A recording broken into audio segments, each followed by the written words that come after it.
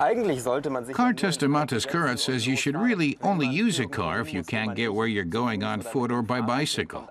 But some cars are so much fun to drive that you can't resist the temptation, like the Audi RS3, and it's just had a makeover. Eines dieser Fahrzeuge ist der Audi RS3 und der kommt jetzt in einer überarbeiteten Version. The first Audi RS3 came out in 2011. Audi manufactured this 250 kilowatt compact for a year, but then it disappeared from the showrooms. The second generation came in 2015, and now it has been improved.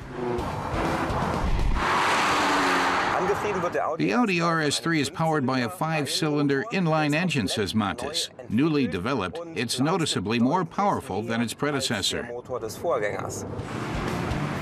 The new engine's cubic capacity is still just 2.5 liters, but now it produces 294 kilowatts, 24 kilowatts more than the previous generation.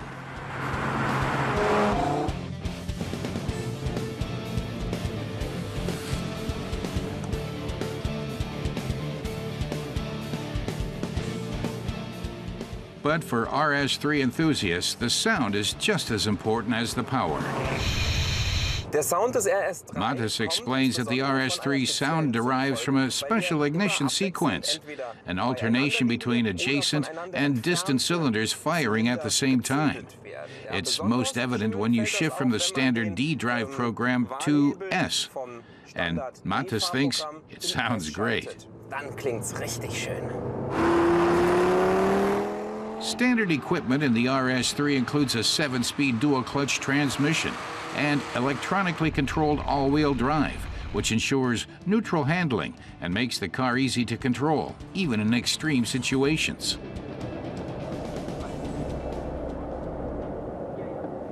In addition to the Audi RS3 Sportback, there is now another body variant, a sedan. Matas asked Stefan Winkelmann, head of the Audi Sport division, why. The first generation RS3 was limited to a Sportback, says Winkelmann.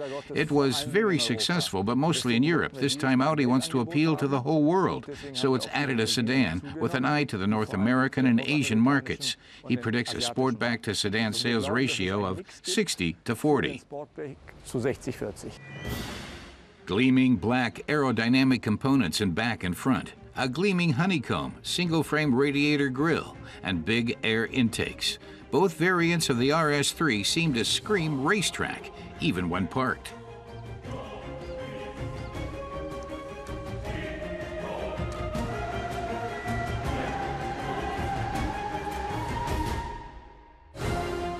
Optional in the interior are the red-rimmed air vents, colored stitching on the steering wheel, and gear shift knob, and Napa leather sport seats. The sedan drives pretty much like the Sportback. Both accelerate equally fast. The top speed of each can be raised from 250 to 280 kilometers an hour, if desired.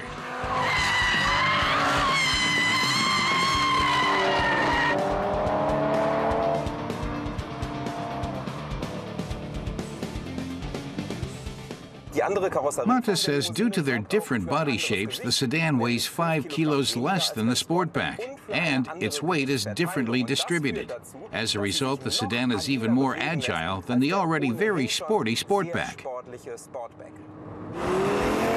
But as long as you're driving on public roads, rather than a racetrack, these differences will seldom make a difference.